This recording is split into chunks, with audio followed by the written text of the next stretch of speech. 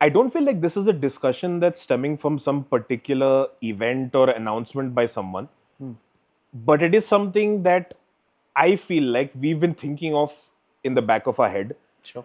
And it's stemming from the realization that when we have discussions in general, a lot of people like to believe that the Indian car market, as it were, specifically with Indian car manufacturers, has reached a very evolved state, and rightfully so, Sure. because of the kind of developments we've seen, the kind of product introductions, the kind of platforms that we're seeing. It has evolved to a very large extent.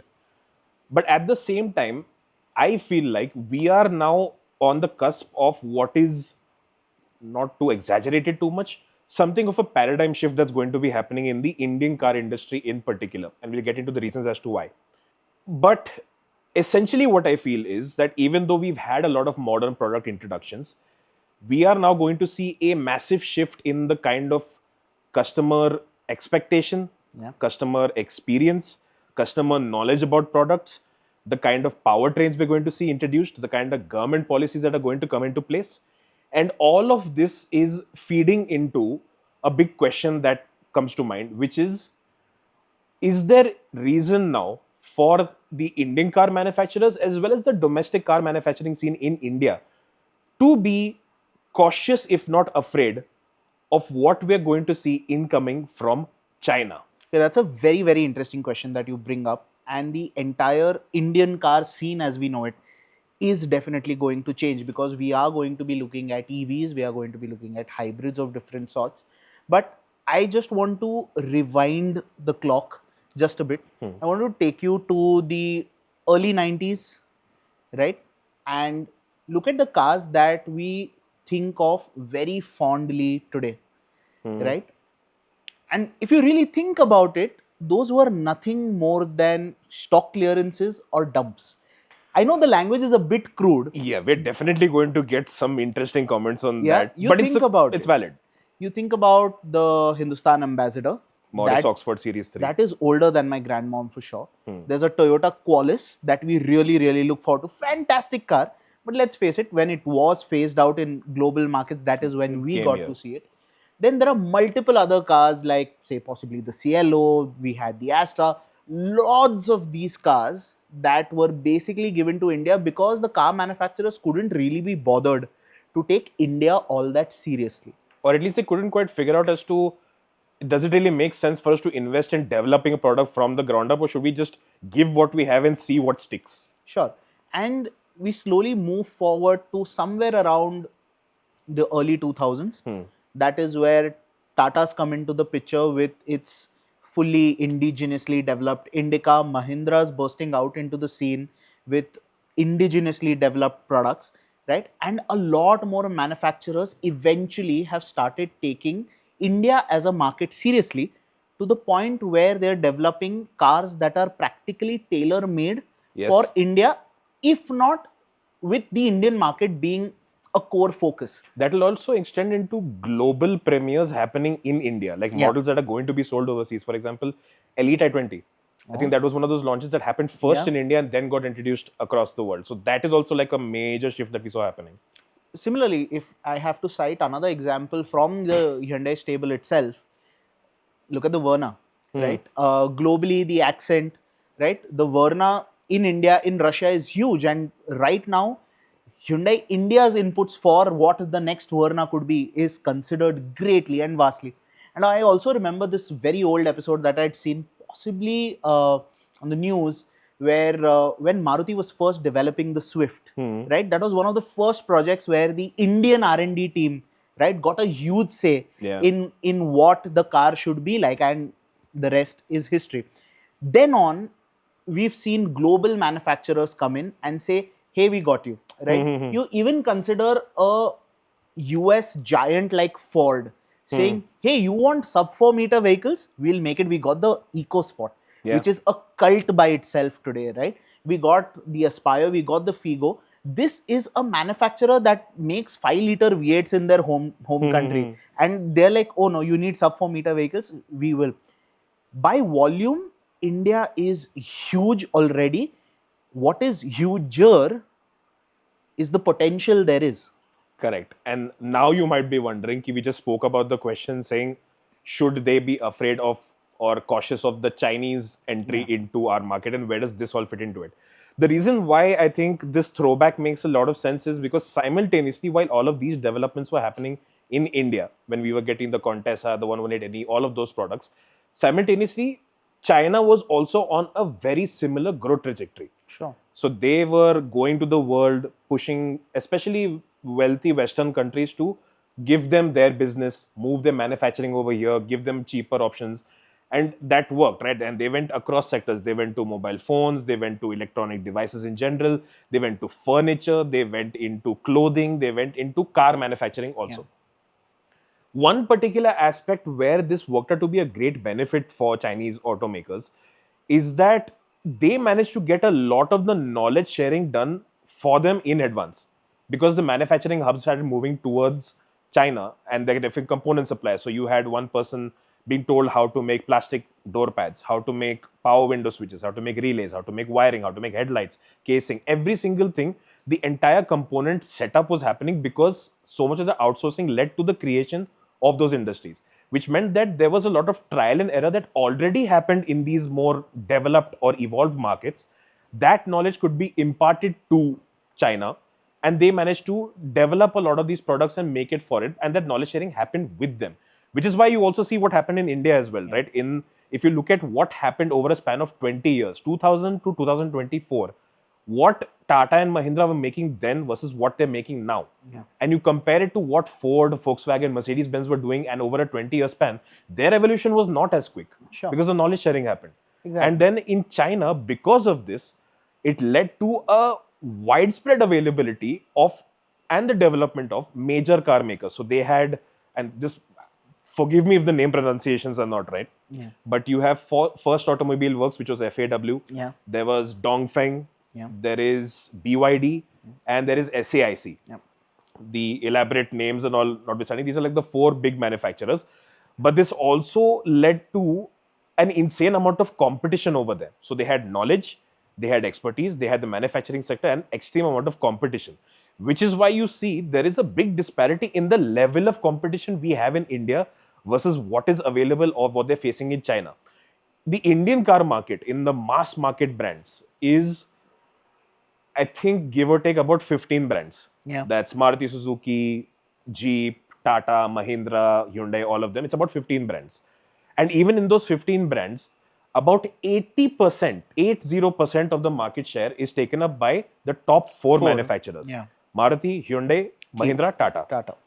And within those top four, half of it is taken by Maruti Suzuki. Yeah. Which means that everyone else is sort of just reaching out for crumbs of 1, 2, 3%, and they're kind of managing that, a lot of cases justifying with export surplus.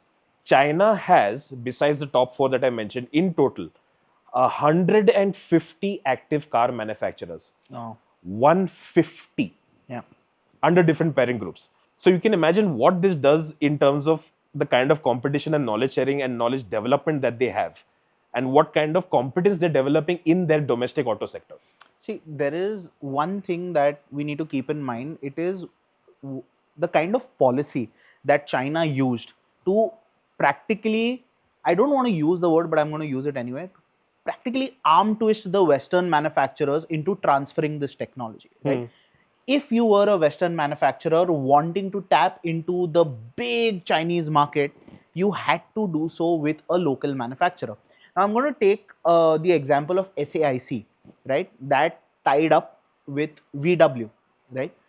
And the amount of transfer that has happened in terms of manufacturing processes, quality control, right? For example, okay, let me give you an example that's close to home. The MG Aster, right? I remember you and I saying this car feels more like a Volkswagen than a Volkswagen India car does. Yeah. You touch the dashboard, you look at the finesse with which everything else is finished. Heck, you swap the logo on the steering wheel to a VW, that is a Golf steering wheel. The power window switches and stuff. And also, all you boys who've tried modifying your Polos by getting parts from Alibaba, you know where that's coming from, right? So this joint venture exists. A lot of this manufacturing finesse, this manufacturing technology, this manufacturing know-how has been literally spoon-fed, Yeah. right, to the Chinese industry at large, which I think has given them a huge advantage in the way they function, Yes. in the way they think, and in the way they execute. Indian manufacturers, not so much, who had kind of had to learn it the hard way. Yeah, and that is for better or for worse. Yeah. Because if you manage to put in that kind of, like, this is something that I believe was the case with Ather. Yeah. They had to put in the work for developing their EV platform, their battery and everything from the ground up. Yeah. They invested heavily into R&D and they continue to do so. Whereas with the Chinese market, what happened with the two-wheeler scene and why, Bajaj or TVS or Hero and were able to overtake them so easily when Chinese manufacturers tried to expand into Latin America or African markets, because the quality of the product was not there. Yeah. It felt like a half-baked product. There weren't proper, thought process put into the longevity of the product, the kind of use cases that are there. There's a lot of studying that happens, and it feels like maybe those manufacturers skipped a lot of steps in between, where Indian manufacturers never did that. Yeah. They built it from the ground up, so they understood every single issue was troubleshot before they managed to get to the final product, and that makes a difference. And that is what works to develop what I feel is the main reason of the crux of this discussion. It develops your reputation. Yeah. Because today we have experienced Chinese cars. Granted, we went in with the first impression that when we thought of Chinese, China ka mal. China ka mal, right? That's what we thought about their mobile phones. Anything that we said, it was just, this is cheap, but it's not going to last long. Yeah. But then we saw what we saw with BYD. Like, even, I'm not even getting to the Atto 3 or the Seal. Yeah. Even their MPV, Yeah. the E6, Yeah. you look at the quality, look at the tolerances, the way it was built, sorted, how dependable it was as a range displaying electric vehicle also. That you drove 1 kilometer, 1 kilometer is how much range you lost. That is how equal it was. Similarly, then when we saw at the 2020 Auto Expo what Great Wall Motors had showcased, they had Haval, they had Great Wall Motors, they had Aura, I think they have like 4-5 different brands, and we saw their products. And I was sitting inside, if I remember correctly, the Haval F5 or the F7X, both of them I checked out. The large SUVs. Yeah, so the F5 I think was Jeep compass sized, F7 was slightly larger, but more like a coupe SUV kind of deal. And I was sitting inside them and wondering, holy cow, if this is what they can offer at a price point of, let's say, 35 lakh, forget about mass market brands. Jaguar, Land Rover, BMW, these brands would need to be worried because they just had the knowledge. They got that from the component supply network and were able to offer such incredible interior quality, such a sense of sophistication in their cabin, while still being quite aggressive on price, with one example being the BYD Seal. Oh, I remember checking that car out at its launch, right? It's got brilliant numbers, okay? 0 to 100 in 3.8 seconds is not a joke, especially when the car costs just a little over 50 lakh rupees. And that interior quality is more or less, I want to say, somewhere between a 3 Series and a 5 Series. And I want to tilt towards the 5 Series, right? The interior looks great, it's functional. What more do you want? And what this does is it kind of rewires your expectations from cars, right? If something like, I agree, it is Chinese, but if those guys can give me that car at that price, what is stopping everyone else from doing it? The problem here is who is going to start asking this question now. Yeah. Because right now, our Indian manufacturers are, for the most part, developing their products for India and in some cases exporting them, expanding their market footprint, right? Mahindra more so than Tata in this case. So they have presence in South Africa, they have presence in Australia. They are developing products that even over there that they're liking. And Chinese car brands simultaneously have also been expanding their footprint in Australia, in South Africa, in the United States, in the Middle East, in Southeast Asia. Yeah, they have huge presence in Southeast Asia. Exactly. And if you look at the reviews that come out over there, they're generally good. Like, the brands themselves may not have some kind of history behind them, but they're being taken quite well. The products are giving the level of competence that is expected. And the reason why they're able to do this is, I don't think Chinese manufacturers ever really had a lot of finesse when it came to their ICE products. They were never known for making good petrol or diesel engines or products on that front. But when it comes to electrics, they are at the front. Like, today, if you think of electrics, even if it's not a born EV, chances are the powertrain components came from a Chinese supplier, because they have been working on this from the ground up in their battery tech, the raw materials that go into it, the kind of design they integrate into it. They have managed to take the foot far ahead when it comes to EVs. And that is giving them a very distinctive advantage in their positioning where they are right now. And all these reviews that are coming internationally is leading into a Chinese car having a good impression. It works for that. It's reputation setting, and that is where Indian manufacturers are going to have to start becoming a lot more strict right now. Right now, see, I agree 100% when you say it's a lot about reputation setting, right? Because I look at cars as extension of the people of the country it came from. Yes. Say for example, you look at a Mercedes Benz, clinical, precise, right? Straight, no issue, Simple. like You just just say, like the Germans, German car, right? Japanese car. You look at an Innova, you look at a Fortuner, something that outlasts 7 generations of yours, dependable, reliable, right? These are traits you associate with the country itself. And here we are at the cusp of a global opportunity where India has the chance to stamp its name, saying, hey, this is what we stand for, and this is what we can deliver, not just to the Indian market, but to the world at large. And like China had that leap with EVs, India has that same opportunity to do so with EVs again, with Tata and Mahindra at the forefront. And honestly, because they've learnt everything from scratch, they've troubleshot their ways through all the issues and all the problems and everything that they face, they actually stand a chance at being truly global players. Yeah, because if your products can survive India, they can survive the world. Yeah. I hope I'm not taking someone's tagline right now, but that is essentially what it is, right? Our weather conditions, road conditions, customer demands, value for money perspective, it's very demanding to make a car. I know this, right? When I'm reviewing a car, sometimes at the back of the mind, I'm thinking, what would I be able to manage for this price? Because it is very demanding as a market. But where that reputation setting becomes extra important is we are now starting.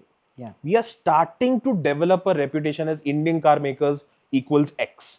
Yeah. That forget about product selling and offering some kind of differentiation value proposition. It is now identity building that is happening.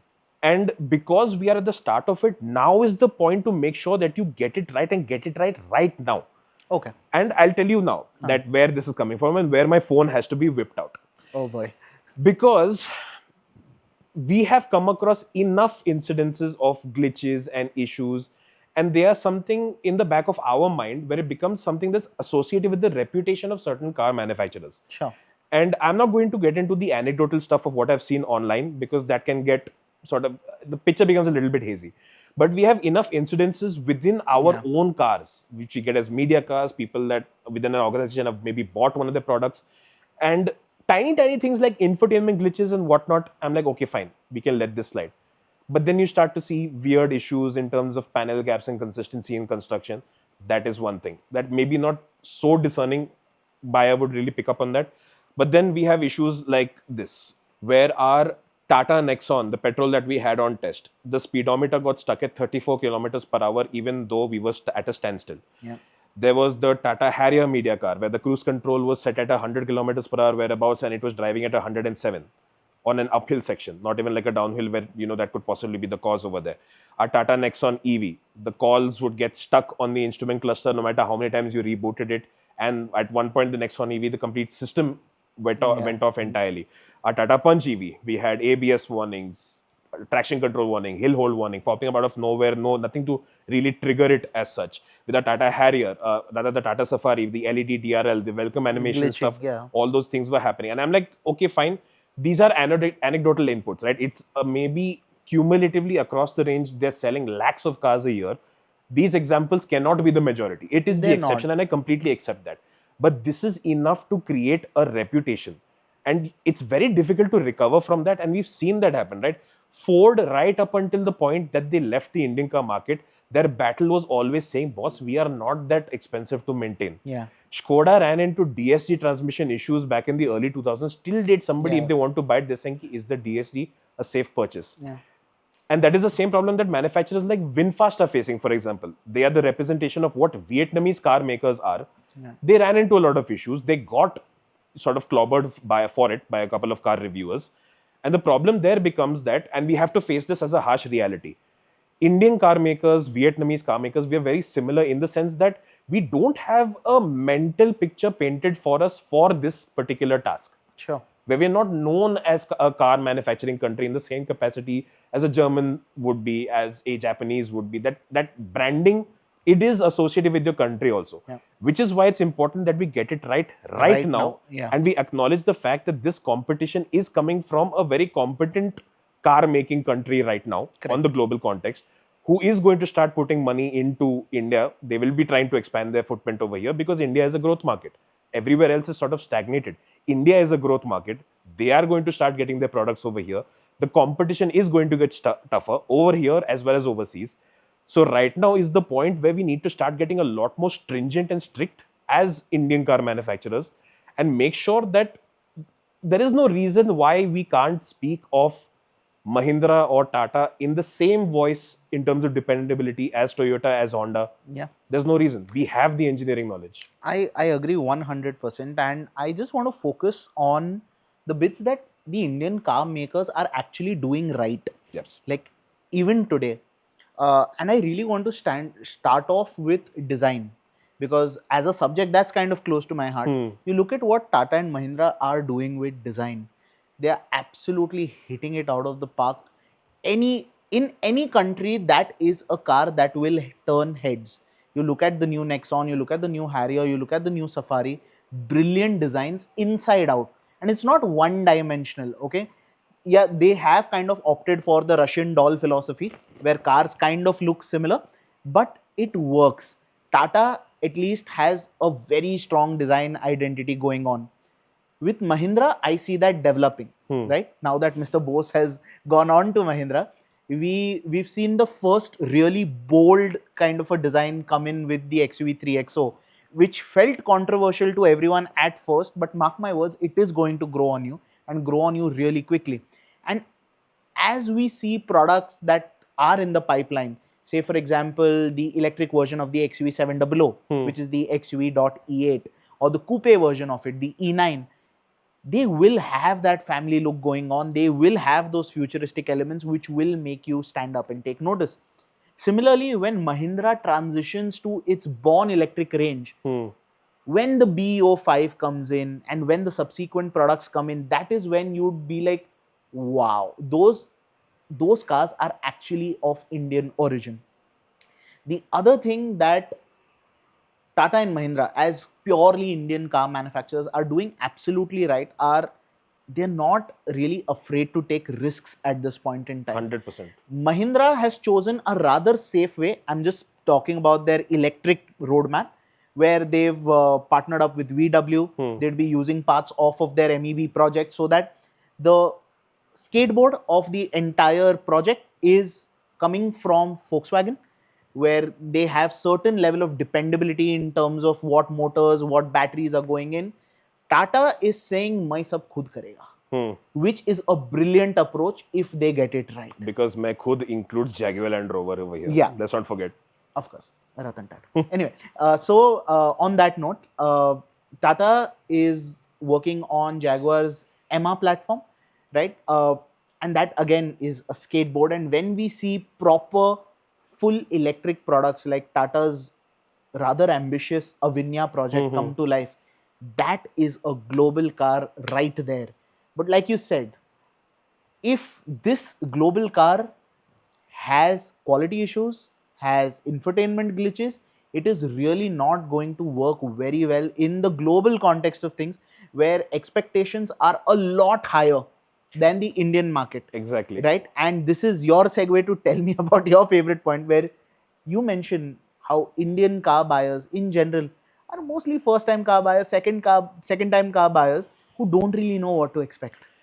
Yeah, because we as a country, a lot of us, especially people our age, there's a strong chance that we are first generation car owners. Yeah. Because in the Middle East, in the United States, in Australia, and these more developed markets, it has been a generational thing. They've had cars at large among the masses since like the 1940s or not 40s, but at least the 1950s or 60s. They've had decades ahead of us, which means that there's a long-standing understanding of them, where they know the kind of things that just have to work in a car no matter what. Yeah. Their expectations are set a lot higher, their benchmarks are a lot higher, and they are a lot quicker to call something bad, even if we in our market, we have been like, it's not that big a deal. Chalta hai.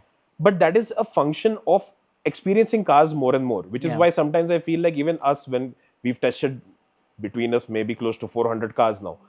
More than that, but yeah. More than that. And then it becomes that when you say something, people don't really, they're like, you're being nitpicky right now. Or they're not going to agree with what point you're making. You remember when we had done the review of, I think, the Hyundai Verna 1.5 petrol and the IV Tech Honda City. Yeah. We were saying that the Verna was more refined, and they were saying, no, what are you talking about? Nonsense, you don't know what you're talking about. Because they experienced the IV Tech and they think that that is the most refined thing ever.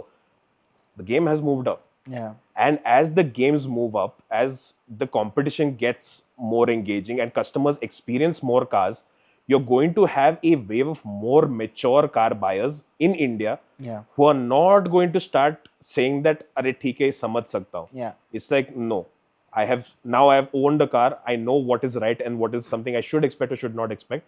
And these kind of tiny glitches, like, let's face it, then it's not like there's any issue with these cars that we're seeing in the Indian car market mechanically.